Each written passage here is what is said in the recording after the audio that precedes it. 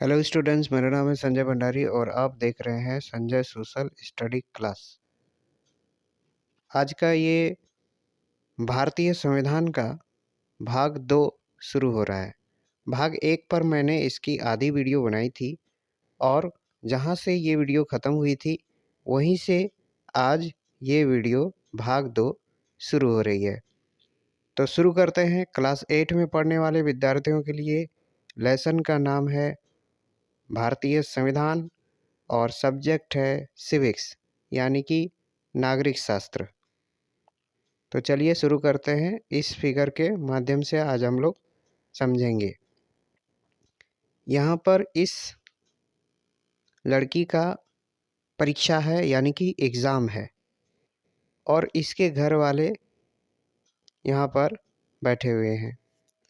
लड़की का कल परीक्षा है और आज ये सोच रही है, इसका टीवी पर एक पसंदीदा प्रोग्राम आ रहा है। तब ये सोच रही है कि प्रोग्राम देखें या पढ़ाई करें। तब ये इनके घर वाले भी टीवी देखने का मन बना रहे हैं। तब ये सोचती है कि अगर घर वाले टीवी देखेंगे तो मेरा भी मन करेगा टीवी देखने का, फिर मेरा एग्ज़ाम खराब हो सकता है। तो एक निर्णय ये लिया गया कि कोई भी टीवी नहीं देखेगा ताकि इसका एग्ज़ाम कल ठीक ढंग से जाए। तो बिल्कुल यही होता है। आगे देखते हैं। ये पेपर लिख रही है और पेपर लिखते समय सोच रही है कि इनके सारे सवाल बिल्कुल अच्छी तरह आ रहे हैं। तो ये शुक्रिया कर रही है कि कल अच्छा हुआ कि इनके सभी लोगों ने टीवी नहीं देखा और इनका परीक्षा बेहतर हो रहा है। तो इसी तरह का उदाहरण हमें संविधान में भी देखने को मिलता है। संविधान में फैसला लेना भी एक महत्वपूर्ण प्रक्रिया होती है। फैसलों की बहुत महत्वपूर्ण भूमिका होती है। तो संविधान हमें ऐसे फैसले लेने से भी रोकता है, ऐसे फैसले लेने से भी रोकता है जिनसे किसी बड़े सिद्धांत को ठेस पहुंच सकती है ना? या जिसमें किसी देश की विशेष आस्था है, माने किसी बड़ी भावनाओं को अगर ठेस पहुंच जाए, ऐसे निर्णय को लेने से, फैसले को लेने से संविधान ही रोकता है। तो अब ये चीज़ है, एक उदाहरण के तौर पर मान लेते हैं कि लोकतंत्र को मानने वाले ज़्यादातर लोग, है ना, गंभीरता से अब महसूस कर रहे हैं कि दलगत राजनीति यानी कि पार्टी पॉलिटिक्स बहुत बढ़ गई है। माने एक एग्जाम्पल के तौर पर लेते हैं कि लोग बातचीत कर रहे हैं, लोग समझ रहे हैं कि जो पार्टी पॉलिटिक्स है, ये जो दलगत राजनीति है, पॉलिटिकल सिस्टम है, ये बहुत नुकसानदेह कर रहा है, बहुत नुकसान पहुंचा रहा है। तो क्या करना चाहिए? तो एक लोग कहते हैं कि तानाशाह को सत्ता सौंप देनी चाहिए, मतलब फौजी शासन लागू हो जाना चाहिए। तो यहाँ पर ये है कि अगर इस भावना में बह करके ज़्यादातर लोग यह महसूस कर लेते हैं कि सत्ता जो है तानाशाह को सौंप देना चाहिए, तो फिर तानाशाह क्या करेगा? तानाशाह तो सारे हितों को तहस नहस करके रख देगा। किसका हित? आम लोगों का हित, देश की जनता का हित। तानाशाह हमेशा अपना हित देखता है, वो जनता के हित के बारे में नहीं सोचता। तो इस तरह से निर्णय लेने की भी अहम भूमिका जो होती है वो संविधान तय करता है। तो इसलिए ऐसे प्रावधानों को, ऐसे बातों को पलटने नहीं देता जिनके जरिए नागरिक के अधिकारों का कोई भी हनन हो, कोई भी उसकी स्वतंत्रता की रक्षा होती है संविधान के द्वारा ही। बहुत सारी बातें संविधान के अनुसार ही लोगों के लिए फ़ायदेमंद होती है। अगर तानाशाही रहे, तानाशाह का शासन रहे, तो इस प्रकार जनता के बारे में तो ना उनकी स्वतंत्रता सही से रहेगी, ना उनके नागरिक के अधिकार सही से रहेंगे, कुछ भी सही से नहीं हो पाएगा। आगे बढ़ते हैं।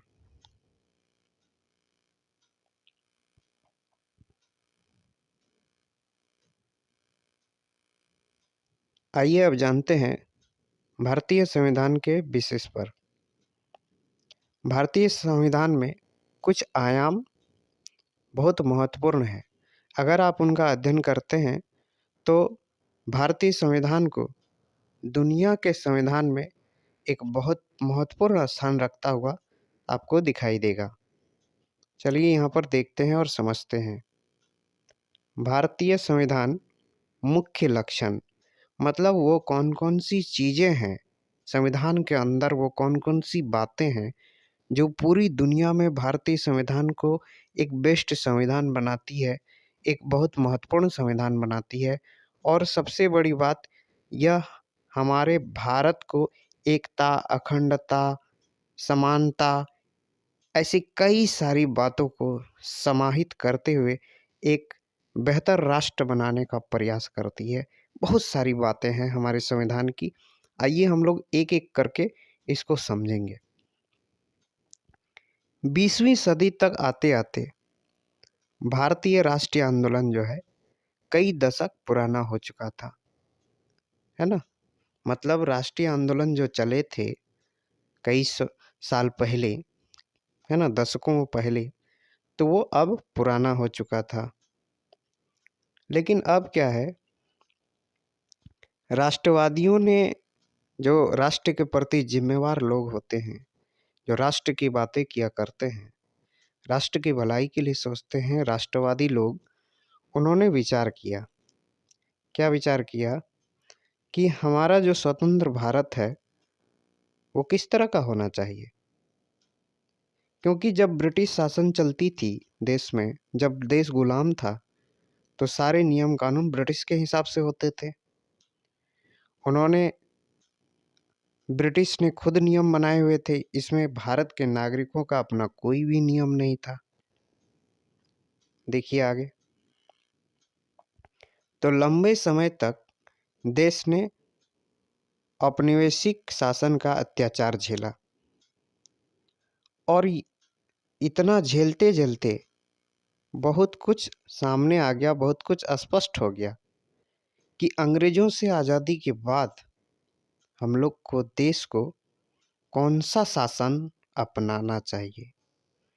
तो अंग्रेजों की से गुलामी से आज़ादी के बाद देश के ज़्यादातर राष्ट्रवादियों ने यह माना कि भारत को एक लोकतांत्रिक देश होना चाहिए, माने यहाँ पर लोकतंत्र होना चाहिए।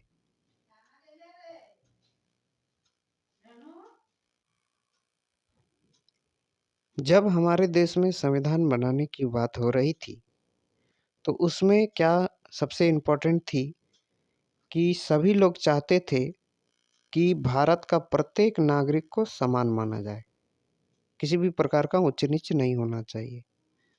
इसके बाद सरकार में हिस्सेदारी भी होनी चाहिए, अधिकार होना चाहिए, सरकार के अंतर्गत सभी समुदाय की पहुंच होनी चाहिए। तो भारत में लोकतांत्रिक सरकार का गठन कैसे किया जाए और उसका कामकाज कैसे ढंग से चले, नियम से चले, ये सारी बातें को क्या एक आदमी के ये वश की बात थी?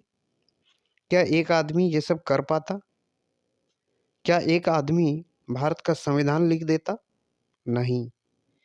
इसमें लगभग लगभग 300 लोग शामिल थे, 300 लोग। और 300 लोगों ने मिल कर के, जो राष्ट्रवादी बड़े बड़े प्रबुद्धशाली लोग थे, जो वैचारिक रूप से इस देश को आगे ले जाना चाहते थे, हर रूप से इस देश को आगे ले जाना चाहते थे, उन लोगों ने मिल करके इस संविधान को बनाया। और 1946 में गठित की गई संविधान सभा के बहुत सारे लोग सदस्य भी थे, है ना। और देखिए, भावी संविधान के निर्माण के लिए 3 साल तक संविधान की बैठक होती रही, संविधान की बैठक होती रही। ये आज़ादी से पहले की बात है, 1946, है ना। और संविधान का जो लागू हुआ देश में वो कब हुआ? 26 जनवरी 1950।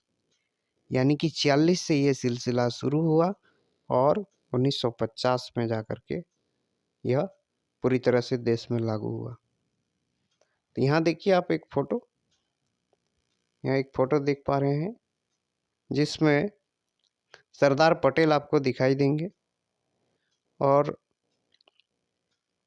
यहाँ पर संविधान सभा के महत्वपूर्ण सदस्य के रूप में वो आपको फ़ोटो में दिखाई दे रहे हैं, संविधान सभा के महत्वपूर्ण सदस्य। तो इस तरह से संविधान सभा में कई बड़े-बड़े नामचीन हमारे नेता लोग थे जो देश का संविधान निर्माण का कार्य कर रहे थे। आगे बढ़ते हैं। यहाँ देखिए, इन फोटो को कौन नहीं जानता। ये फोटो है हमारे देश के संविधान निर्माता कहे जाने वाले डॉक्टर बाबा साहेब भीमराव अंबेडकर की।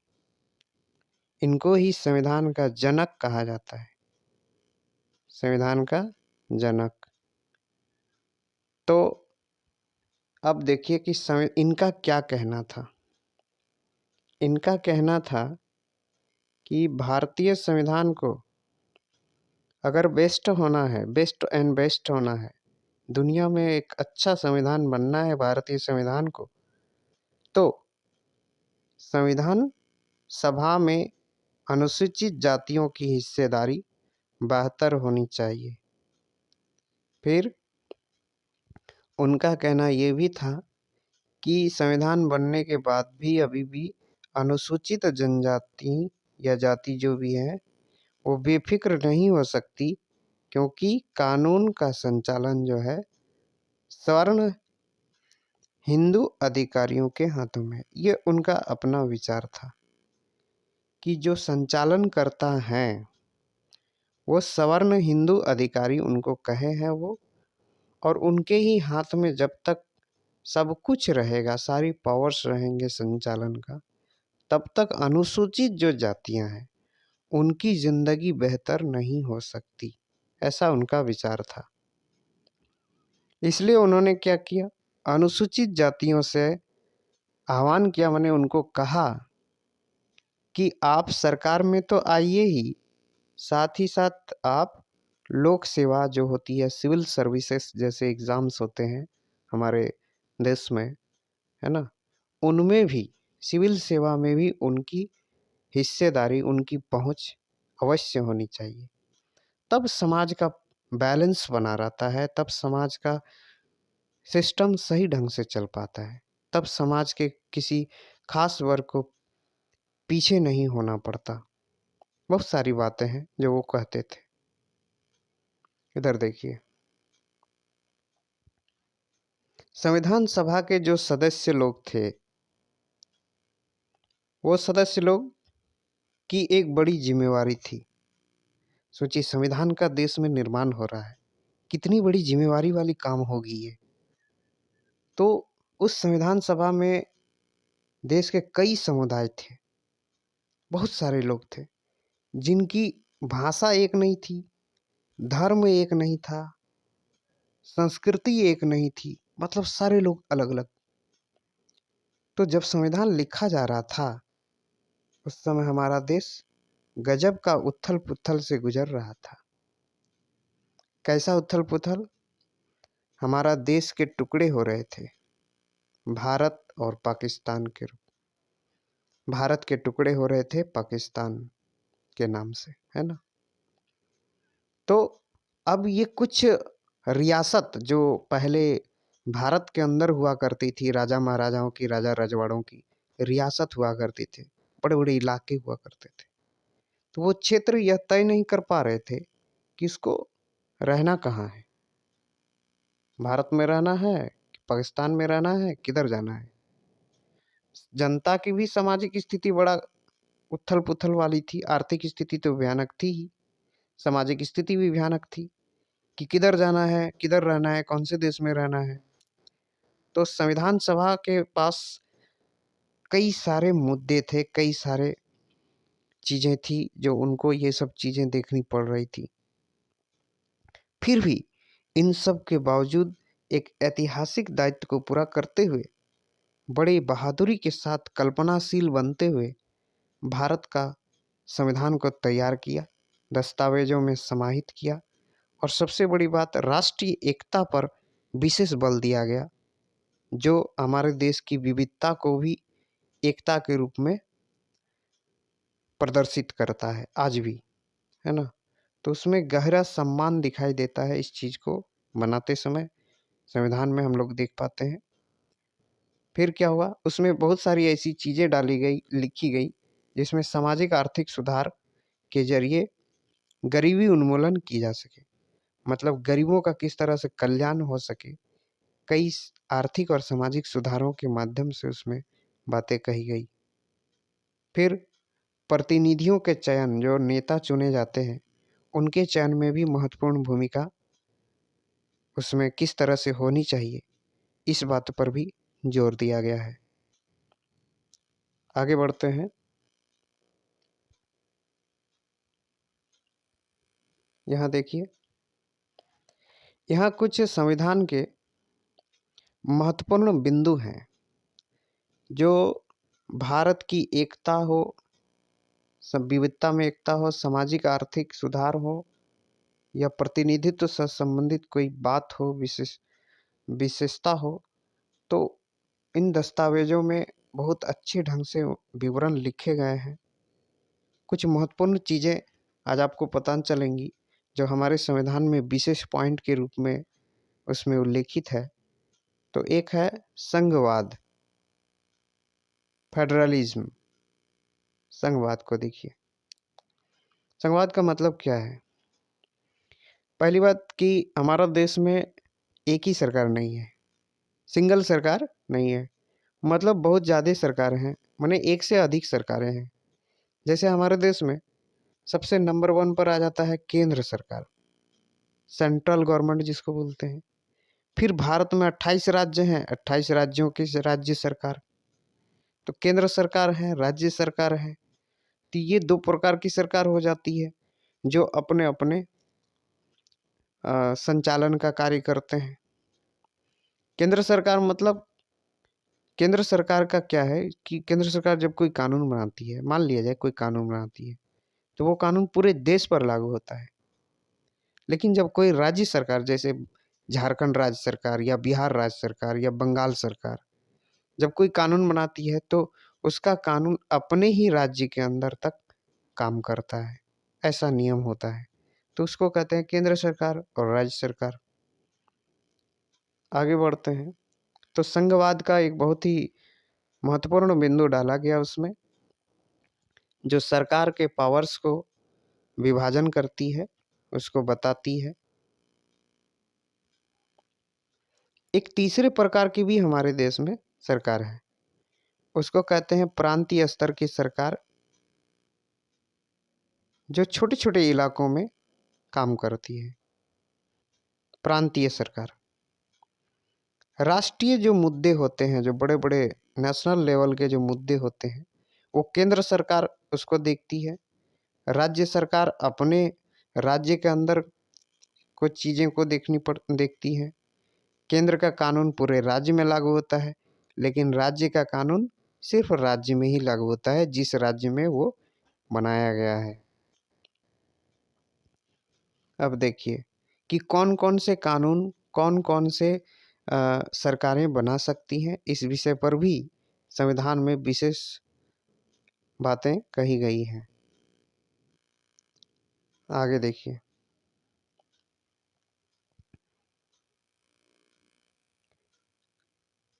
संविधान यह भी तय करता है कि प्रत्येक स्तर की जो सरकार है वे अपने कार्यों के लिए पैसे का इंतजाम कहाँ से करे। यानी सरकार है, सरकार चल रही है, सरकार का संचालन हो रहा है, तो पैसों की भी, धन की भी जरूरत पड़ेगी, तो उनको धन का इंतजाम कहाँ से करना होगा, ये सारी बातें भी संविधान में उल्लेखित है। संविधान में यह भी उल्लेखित है कि ताकत और अधिकार उनको कहाँ से मिलेंगे। तो इस तरह से भारत के सभी लोग, सभी नागरिक, सभी सरकार कानून और नीतियों के अंतर्गत आ जाते हैं। दूसरा टॉपिक देखिए, संसदीय शासन पद्धति एक महत्वपूर्ण टॉपिक है। संसदीय शासन पद्धति मतलब हमारे देश में जो शासन करने की पद्धति है, जो कानून बनते हैं हमारे देश में, जो संचालन होता है देश का, उसे कहते हैं संसदीय शासन पद्धति। माने देश का शासन संसद के द्वारा चलाई जाएगी। ठीक। इसके बाद एक चीज है कि इस व्यवस्था में भारत का जो संविधान है वो कहता है कि सभी वयस्क नागरिक को वोट डालने का अधिकार देता है। वयस्क नागरिक मतलब जो भी भारत का नागरिक 18 वर्ष का हो चुका हो वो वोट करने का अधिकारी होता है। यहाँ आप तस्वीर में देख पा रहे हैं सारे लोग वोट देने के लिए खड़े हैं। चुनाव के समय आप ऐसे दृश्य अवश्य देखे होंगे।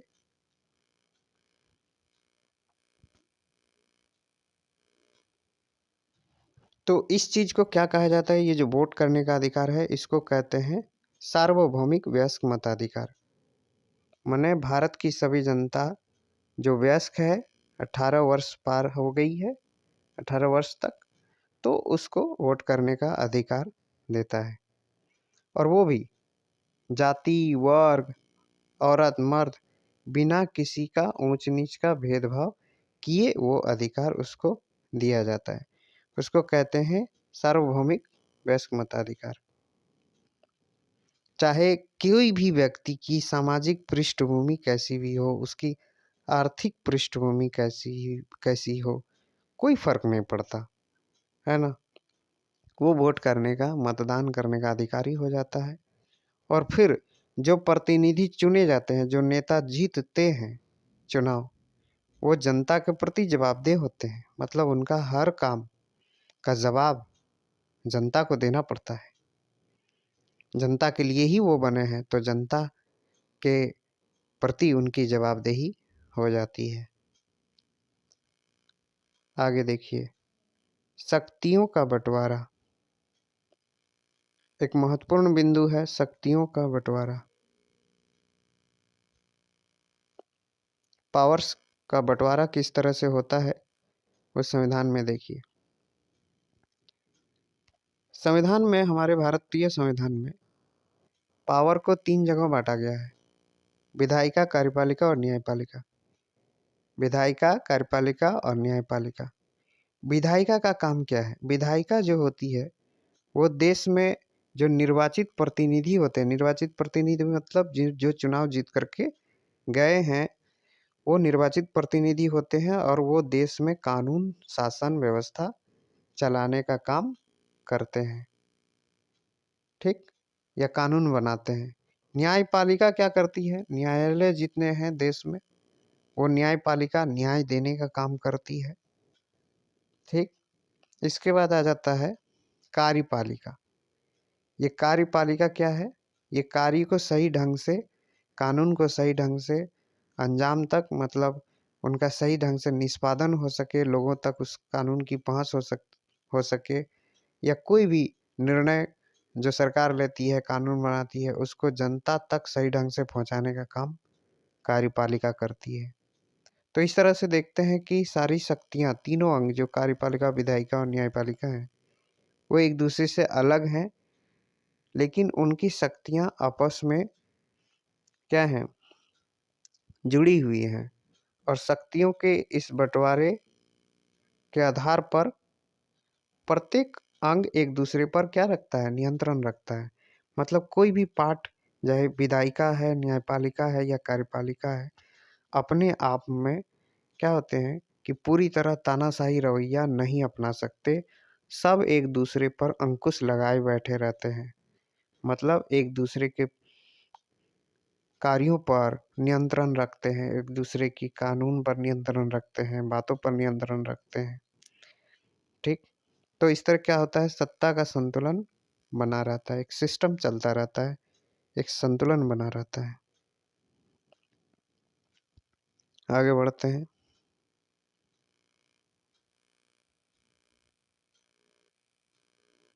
मौलिक अधिकार बहुत ही महत्वपूर्ण ये बिंदु होता है हमारे संविधान में। मौलिक अधिकार जो हैं, जो जनता के लिए संविधान में निर्धारित किए गए हैं। चूँकि औपनिवेशिक काल जो था अंग्रेज़ों का, उसमें जनता के बारे में, भारत की जनता के बारे में, माने भारतीय लोगों के लिए कुछ भी ऐसा नहीं होता था, जिसे अंग्रेज़ों को हर हाल में पूरा करना पड़ता हो। अंग्रेज़ों की अपनी गुलामी करवाने वाली जो सिस्टम थी, उसी को वो लोग मानते थे, जनता पर विशेष कुछ भी ध्यान नहीं दिया जाता था। तो जब भारत का संविधान बना, तो उसमें मौलिक अधिकार को शामिल किया गया। इसका मतलब ये है कि कुछ ऐसे लिखित अधिकार हैं, जो सभी नागरिकों को, चाहे कोई भी सरकार आती है, वो उसको देने के लिए, उस अधिकार को देने के लिए बाध्य होती है। जिसमें इसमें क्या होता है कि सत्ता के जो लोग बैठे हुए हैं, वो अपने को निरंकुश नहीं बना पाते। मतलब जनता के प्रति वो जवाबदेह बने रहते हैं। इससे क्या होता है कि व्यक्ति के समक्ष अधिकार की रक्षा होती है। हमारे देश में जो मौलिक अधिकार हैं, वो देखिए यहाँ कुछ-कुछ दिए गए हैं। नाम देखिए, समानता का अधिकार। समानता का अधिकार कहता है कि कानून की नज़र में हर व्यक्ति समान है, चाहे वो किसी भी धर्म, जाति, संप्रदाय, लिंग, स्थान, अमीर, गरीब, ऊंच-नीच कुछ भी हो, कैसा भी वो जीवन जीता हो, उसकी सामाजिक स्थिति जैसी भी हो, उसको समानता का अधिकार देता है, कानून की नज़र में बराबरी का अधिकार देता है। आगे, स्वतंत्रता का अधिकार। स्वतंत्रता का अधिकार कहता है कि भारत का हर नागरिक स्वतंत्र रूप से कहीं भी आने जाने के लिए स्वतंत्र होता है और किसी भी भाग में आ जा कर के अपना व्यवसाय शुरू कर सकता है, कारोबार कर सकता है, नौकरी कर सकता है, ये कर सकता है। तो स्वतंत्रता का अधिकार ये कहता है। शोषण के विरुद्ध अधिकार। यहाँ अगर किसी भी तरीके से लोगों का शोषण होता है, विशेषकर 14 वर्ष से कम उम्र के बच्चों का अगर किसी भी तरह से उनसे मजदूरी करवा के या किसी भी तरह से शोषण किया जाता है, तो यहाँ पर शोषण के विरुद्ध लोगों को अदालत में जाने का अधिकार प्राप्त है। धार्मिक स्वतंत्रता का अधिकार भी एक महत्वपूर्ण अधिकार है। मतलब भारत का कोई भी नागरिक किसी भी धर्म को मानने के लिए पूरी तरह से स्वतंत्र होता है। कोई भी धर्म अपनाने को वो पूरी तरह से आज़ाद होता है। उसको बाध्य नहीं किया जा सकता। इसके बाद आते हैं सांस्कृतिक और शैक्षणिक अधिकार। यहाँ देख पा रहे हैं आप, सांस्कृतिक और शैक्षणिक अधिकार। मतलब संविधान ये कहता है कि धर्म हो, भाषा हो या अल्पसंख्यक लोग हों, किसी भी ऐसे चीज़ों का संस्कृति को, अपनी संस्कृति को, उसको रक्षा करने का अधिकार देता है और अपनी शैक्षणिक व्यवस्था को भी, अपनी शैक्षणिक संस्थान को खोलने का उसको अवसर देता है, शैक्षणिक व्यवस्था को बनाए रखने के लिए। तो यह होता है सांस्कृतिक और शैक्षणिक अधिकार। इसके बाद आता है संवैधानिक उपचार का अधिकार।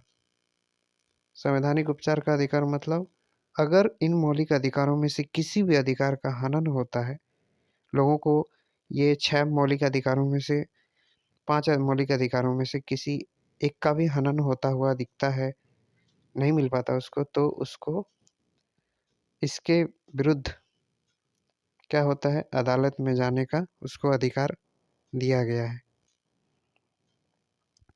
तो इस तरह से देखिए इधर आगे मौलिक अधिकार का बहुत ही बेहतरीन पॉइंट दिया गया है। तो हम कह सकते हैं कि अल्पसंख्यक समुदाय जो थे, जैसे हिंदू को छोड़ कर के जितने भी मुस्लिम हैं, सिख हैं, ईसाई हैं, बौद्ध हैं, जैन हैं, उनको अल्पसंख्यक कहा जाता है क्योंकि बहुसंख्यक हिंदू के मामले में उनकी संख्या कम थी, तो वहाँ पर अल्पसंख्यक शब्द का प्रयोग किया गया है। तो अल्पसंख्यकों को यह विशेष अधिकार दिया गया है, जिससे बहुसंख्यक से उनके हितों की रक्षा हो सके, क्योंकि यहाँ लोगों को डर था कि कहीं बहुसंख्यक के कारण अल्पसंख्यकों के हितों को नुकसान न पहुँचे। इसीलिए उनके प्रति विशेष ध्यान देते हुए संविधान में ये सब बातें लिखी गई थी। और इसके बाद भीमराव अंबेडकर ये भी कहते हैं कि हर एक नागरिक जो ऐसी स्थिति में है कि वह उन अधिकारों के लिए दावेदारी कर सकता है और हर उस सत्ता और संस्था के लिए वह अधिकारी हो जिसे कानून बनाने का अधिकार दिया गया है। मतलब यह नागरिक और सरकार दोनों के लिए है मौलिक अधिकार। तो मौलिक अधिकार बहुत ही महत्वपूर्ण बिंदु है हमारे देश के संविधान का। मौलिक अधिकारों के अलावा हमारे संविधान में एक खंड नीति निर्देशक तत्व का भी है। नीति निर्देशक तत्व, जिसमें संविधान सभा के सदस्यों ने यह जोड़ा था ताकि और ज़्यादा सामाजिक और आर्थिक सुधार देश में आ सके और भारत में उसकी जनता का गरीबी दूर हो सके, ऐसी कानून और नीतियाँ बने।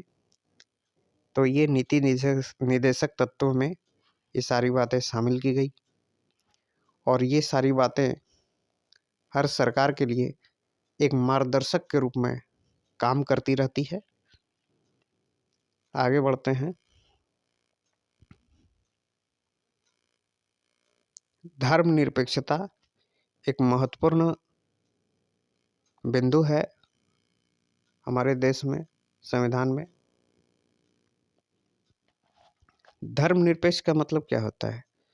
धर्म के प्रति निरपेक्षता का भावना, मतलब कि हमारे देश में किसी भी धर्म को विशेष बढ़ावा देने के लिए उसे विशेष नहीं मानता, विशेष मान्यता नहीं देता।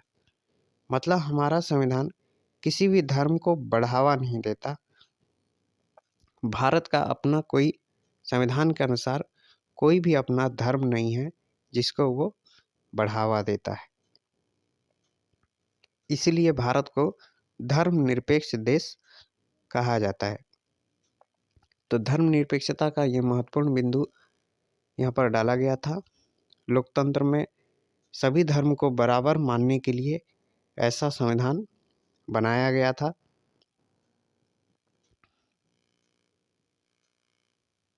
देखिए यहाँ फोटो दिए गए हैं पंडित जवाहरलाल नेहरू जी का। इसके बाद आता है इधर डॉक्टर राजेंद्र प्रसाद, आप देख पा रहे हैं यहाँ। फिर यहाँ सरदार पटेल जी, ये सारे लोग हैं जो 24 जनवरी 1950 को, है ना, 24 जनवरी 1950 को संविधान सभा के जो सदस्य थे ये लोग, ये उनकी आखिरी बैठक थी।